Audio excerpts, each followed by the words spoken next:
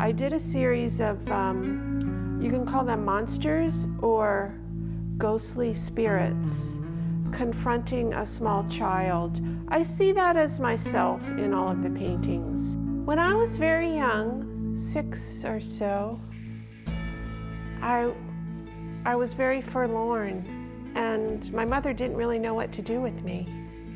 So she enrolled me in art class. I just never questioned it, that I would do anything else. It was always, I'm going to be an artist. This is an exhibition that Sandra created especially for the Winchester Galleries, so we were very honored, sort of this coming out of her superbly successful year, 2015, when she won the Gershon Iskowitz Prize, and also was given a Governor General's Award for Visual Arts. Living life can be very intense. And I've learned to use color, form, composition, all of the things that painting have, and distill my personal experiences to a visual form that can be exciting for other people to experience. The works are obviously abstract, or possibly abstracted. There's some forms in here that may or may not be out of Sandra's imagination. These are the basement panorama pictures that I have. When my husband passed away, that was 2011, I had no idea what grief was. I had never really experienced it. Towards the end, I had this amazing transformation. Life is precious, live now. And at that point I decided I wanted to try to paint this grieving process. You know, the house is a symbol of the self, and the foundation of the house is sort of, you could look at it as the heart. And so one is, to me, it relates to learning to breathe again. And then the final piece was my transformational experience. And it's gray, and the left side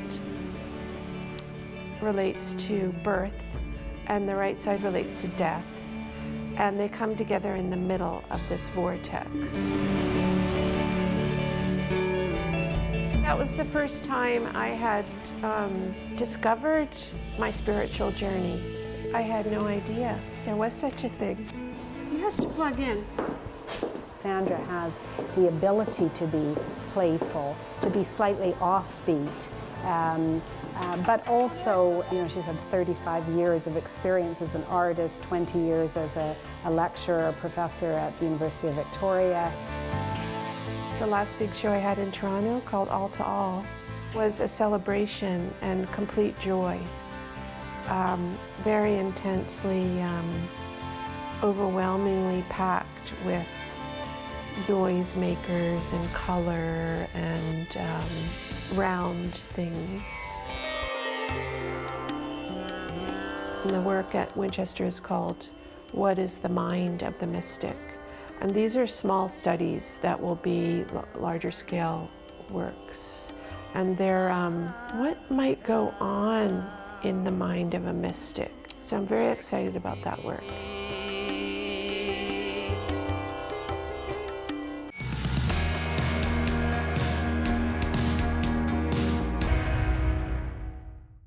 Hey, I guess you could call me the woolly mammoth merchant. If they've been sitting frozen right in the permafrost ground, which is a combination of all kinds of things, a lot of ice. Mammoths migrated into Eurasia about 3 million years ago, and a number of different species emerged, including the more iconic woolly mammoth that we think of today. And they survived there until about 10 or 12,000 years ago. There's a lot of debate about exactly why mammoths went extinct, but I think the current thinking on it is probably climate change. Just rounding the edges on some pieces. I'd always carved things for years, and what got me into doing the woolly mammoth carvings was a friend brought me a piece years ago, and I made her some earrings. Then I was in the business. Ice Age peoples really made good use of mammoths. So they used them for their bones for building materials. They used their hides, their pelts, probably also for building materials and constructing their houses. They used them for tools and obviously their meat. And they also did a lot of art with them. So they used them for making figurines, for making pendants, all kinds of things. And we even see mammoths appearing in their cave paintings. So they were clearly a very important part of the lifeways of these peoples. This is pretty much the highest grade of material you can buy. All ivories are quite nice to carve.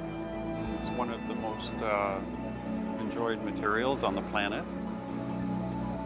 But outside of calling it ivory, I call it tusk, and it polishes up quite well. Oh, I'm glad you like that material. That's my favorite too. I realized that it had the image of a woolly mammoth on it, naturally stained. It's been in the ground for 50,000 years, so the minerals in the soil have sunk into it and stained it. So every piece of tusk I get has got different colors to it. Nice dark browns, and some of it's even pitch black. The only ethical ivory on the planet right now. Whether or not we should legalize mammoth ivory trade is such a difficult question, because in some ways, if all things were equal and the trade in mammoth ivory meant a decrease in the trade in elephant ivory, then I think it would be, for me, a no-brainer. Obviously, we would want to protect the living species, even if it was at the expense of this extinct species. But from what I understand, from what I've been reading, there really hasn't been a decrease in elephant ivory trade at all. People are scouring different parts of Siberia to find any sort of mammoth ivory that they can. And so in the process, they're disturbing potentially very scientifically important paleontological sites. The mammoth tusk I use comes out of the frozen ground in the Yukon. And most of it is found by gold miners looking for placer gold. And they remove the surface of the ground right down to the bedrock, where most of the placer gold is sitting. This is just a replica of the figurine in the poster. It's really important for me to help my students be able to make a connection with people who lived so long ago. And we also do experimental work where they try and carve it and they see how difficult it is. And it's a great way to show what superb artists the Ice Age peoples were when you try and replicate it yourself.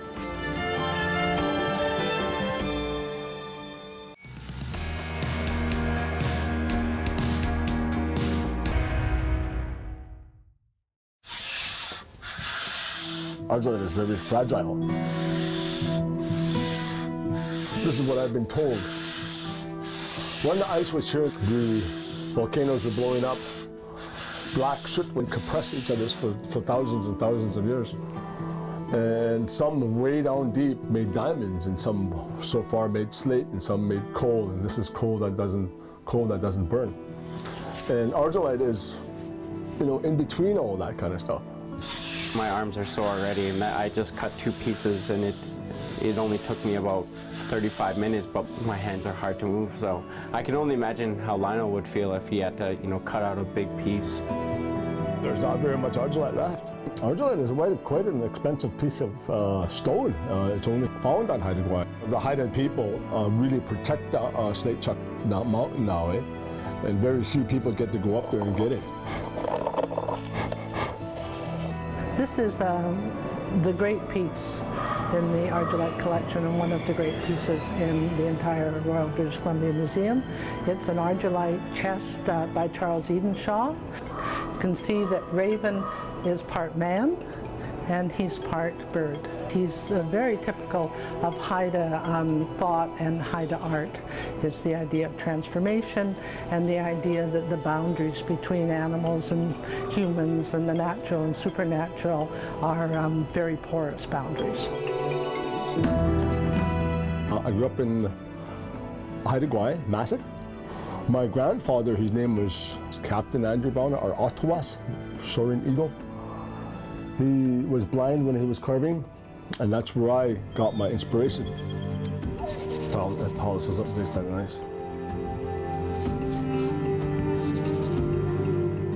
We have the Haida panel pipes and ship pipes from 1835 period. So we can tell more or less when the Haida artists started to make Argillite in large numbers for sale to outsiders, and it is a commercial production. It's a work of art.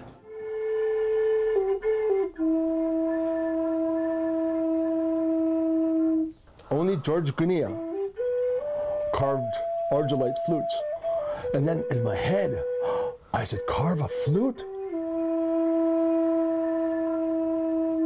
The recorders are another very interesting form. There aren't very many of them in collections, I understand, but they are based on the kind of pipes recorders that would have been played by the visiting seafarers. One of the ones in our collection was owned by the artist Emily Carr. It has a lot of food on Haida Gwaii. There's a lot of free time, so they created art so they could kill time. Like this eagle bowl, it's a bowl, you know? So they make designs out of bowls, you know, with the eagle on it, the human with his hands and his legs. That's why they made these things. They had a lot of time. Don't break that one. Argillite is a very, very strong expression of Haida culture through the ages. It enshrines a lot of oral histories, traditions, images. It's a great, almost encyclopedic look at Haida culture. This is a spirit of the lakes. And all of these animals on here are two-spirited animals. Like the frog lives in two-spirited world. Same with the beaver, the turtle, the dragonfly. Rattles inside of here are all shrunken eyes of salmon.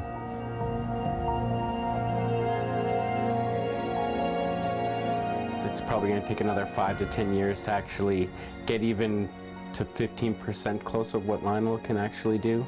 Past the learning how to carvings down, it's becoming harder and harder to find kids to do it these days. I've been carving for 38 years because it gives me a lot of freedom. I get to express my culture. I love doing what the creator wants me to do. That's real art.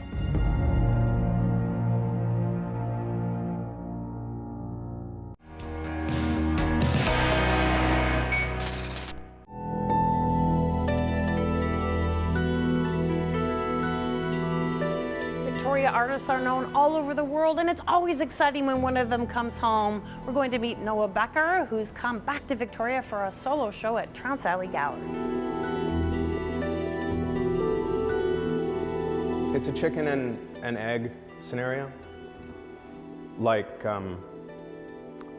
this was the chicken, and then the paintings were the eggs. That's where all the money is, and then there's barbed wire around that, and then the environment is here with the garbage.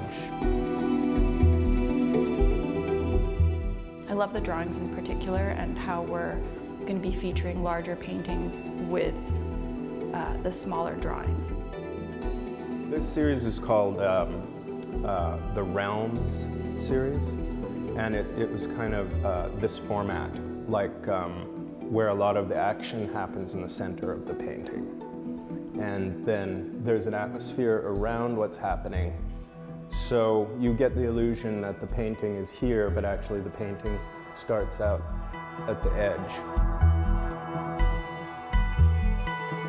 This one is thematic, so this one has homeless people that I observed and then kind of brought together as characters in one painting.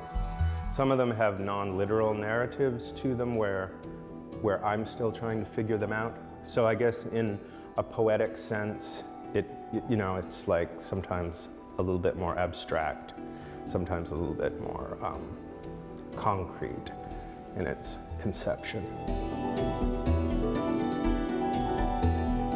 They're masterful, for starters. They're, is a very capable, to say the least, painter and artist. I like the content of the paintings. They have a social bend to them. I think a lot of art is made for the purposes of the artist. And I wanted to make something that was maybe for the purpose of like social issues with that particular painting. I also like the idea of them being almost like a fishbowl, and you put the little landscape items in the fishbowl and put the little underwater castle in there, and you prepare the format. This one I was calling Death of a Hippie. I start with kind of like this sort of shape of the landscape, and the idea is like there's an above world and then there's an underground, and these are like stalactites, and then there's an atmosphere and an underground here, and it kind of comes from the sort of thing in medieval art and also in some Northern Renaissance art where there's like a depiction of hell or a depiction of the underworld. This is an attempt at slowing the viewer down. So if you walk up to a painting and you see something and it's like one thing, then you go, oh, okay, and then, but with this, it's like you have to kind of look through it in a certain way. I think they're very attractive. They're just very well done, and they really have to be seen to be understood and appreciated. I don't think a photo does them justice. It ends up looking like a Mercedes-Benz logo. Yeah. And then that's an anarchy sign. So it's also kind of like, it's kind of like a topsy-turvy situation where everybody's kind of doing something randomly in their own way. If you're doing something that isn't real, like it's very exaggerated in a certain way, and that artificiality is interesting to me. I love how Noah finds inspiration all around him and turns it into this amazing artwork. We are definitely going to be seeing a lot more from this artist. For Community Producers, I'm Heather Leary.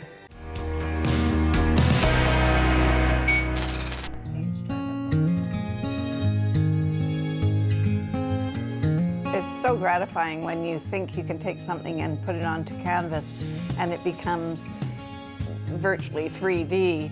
It becomes live, and I love getting the light glowing on the flowers and having it just shine. And it's so gratifying to take a flat canvas and make it into an actual picture.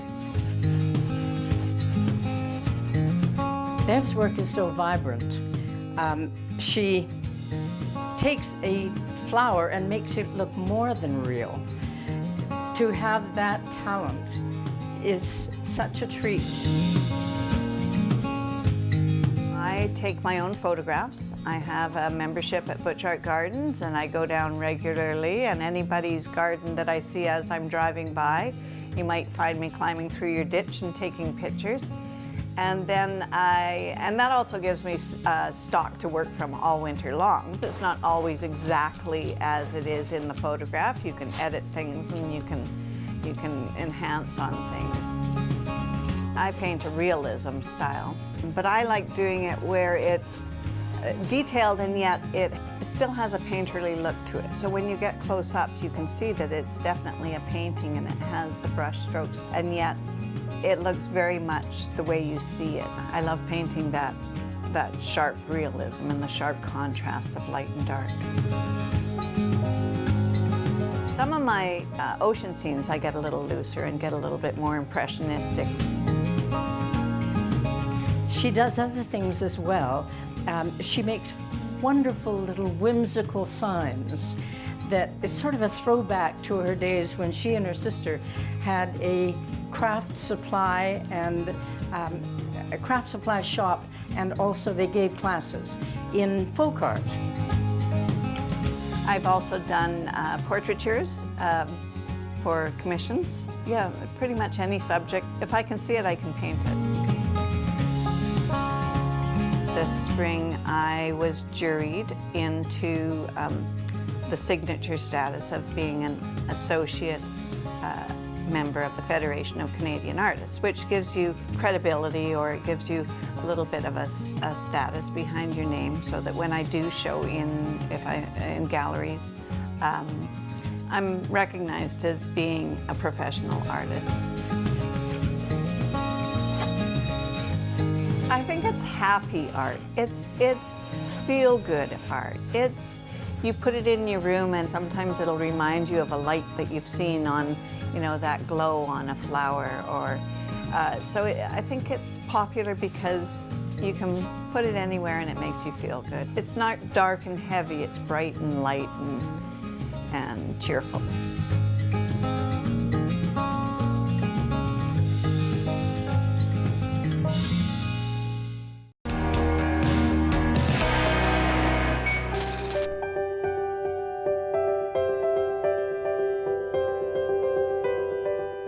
Victoria author Valerie Green releases her new book, 50 Conversations from the Past. Here at Point Ellis House, we talk about her new book and the O'Reillys who lived here.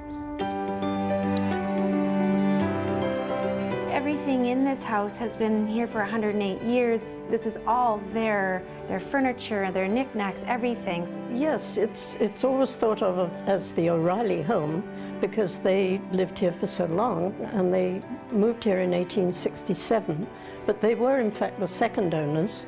The house was built about 4 or 5 years before that. Mr. O'Reilly, I'm delighted to meet you at last. Tell me about your early life and coming to this beautiful home on the gorge. Where do I begin? I was just 30 when I first arrived in the colony, but had received my education in Ireland, where I was born in 1828. I served as an officer with the Irish Revenue Police for 7 years before deciding to head to the New World and try my luck here. You have this interesting way of doing it where it's a reporter, and the reporter is talking to the people of the past. I've chosen 50 subjects, and some of them are famous people from the past and some are not so famous, but I imagined that I was having interviews with them as a reporter, and just imagining how they would respond to my questions. I believe you were always popular with the miners. Well, I wouldn't stand for any nonsense from potential troublemakers. I always told them that there would be no shooting allowed, because if there would surely be hanging. You've made it into conversation fiction. That's right. It was sort of what they call creative nonfiction. They were based, all conversations were based on truth and the actual facts of what these people did. The first conversation in the book is with James Douglas himself, because he was described as the father of British Columbia. And then I've got a mix of some of the people that aren't very well known, but there was still enough research on them that I could imagine if I was interviewing them. I talked about visitors who came, like Rudyard Kipling came to Victoria. And Queen Victoria's daughter, Princess Louise, was here for a while. I interviewed them, quote, quote. But I've also even talked with a very famous lady of the night, a gentleman that she had as customers, used to travel right along the gorge out front of Point Ellis House here and go down to her mansion at the other end of Gorge Road, Rockwood it was known as. I'm now sitting in Kathleen O'Reilly's bedroom, And when I conducted this imaginary interview, it was supposedly in 1940, which was a good 40 years after I had interviewed her father. So I asked her, let's talk of more pleasant things now. Your presentation at court in Ireland, for instance. She laughed. What a fiasco that was. Because of Papa's many connections, I was formally presented at court in Ireland to Queen Victoria's representative, Lord Cadogan, in February of 1897. I did not enjoy all the pomp and ceremony it involved. Did you not enjoy all the attention you received from so many eligible young men, though? Not particularly. I hope to get her to open up about her many suitors. Rumor has it that you were courted by the young naval officer Robert Scott and by Captain Stanhope, who was an heir to an earldom. People love to gossip. It was all so long ago now. Why did you choose history to write, like you said, 20 books? Well, I've always been a history buff, and I've always loved writing, so the combination of the two, it was, I used to write other things. I wrote a few children's stories in my early days when my children were young, but history was always my thing. So it's just a gradual love that has grown and grown through the years. This idea started as a column that I was doing for Seaside Magazine in Sydney, and it was so popular with people. I had many suitors and proposals, but you declined them all. I had my reasons, which were, I did not want my heart broken, which I find happens to so many women after the first flush of romance is over. And in any case, I did not need to marry for money or a place in society, as most young women were required to do. I already had both. And I loved my home here at Point Ellis far too much to ever leave it. 50 Conversations from the Past is available at local bookstores and online. I'm Tara Keeping for Community Producers.